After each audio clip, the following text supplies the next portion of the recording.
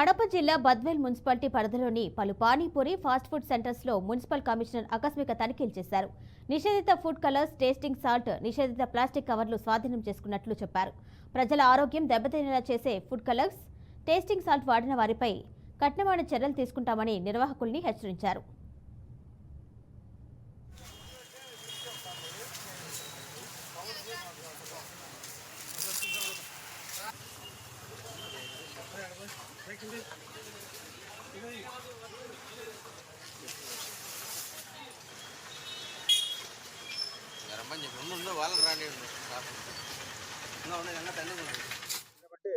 Plastic వినియోగ నిరోధం దానిపైన 2005లో చట్టం తీసుకురావడం జరిగింది. మొదట్లో 25 మైక్రాన్స్ కవర్లు ఆబ్సోర్బెడ్ వాడదని చెప్పారు.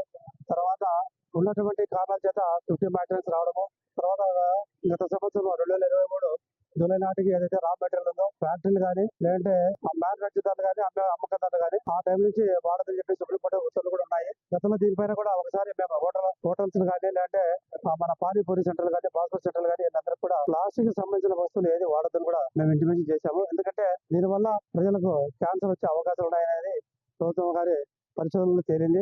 అక్కడక్కడ కూడా చాలా మటుకు మనకు తెలియకుండానే ప్లాస్టిక్ వస్తువులు మన ఆహార పదార్థాలు కలుపు తినడం వల్ల కూడా మనలో కూడా బ్లడ్ లో క్యాన్సర్ కారకాలు కనబడుతున్నాయి. లేదంటే ప్లాస్టిక్ సంబంధించిన వ్యర్థాలు కూడా వస్తున్నాయని చెప్పేసి ఒక నివేదిక కూడా వచ్చింది. కాబట్టి ప్రజలందరికీ మాకు విజ్ఞప్తి, పొరపాటున మీరు అంగళ్ళలో ఏదైనా వాళ్ళు కట్టి ఇచ్చినా కూడా దయచేసి మీరు తీసుకోవద్దు. మనం గతంలో ఏ విధంగా చేతి సంచి కానీ లేదంటే పేపర్లలో కానీ పొట్లాలు కట్టించిన ఆ విధంగా అందరూ కూడా మనకు స్వయం నియంత్రణ అనేది ఖచ్చితంగా ఉంటే అమ్మే వాళ్ళు కూడా అమ్మడానికి అవకాశం ఉండదు.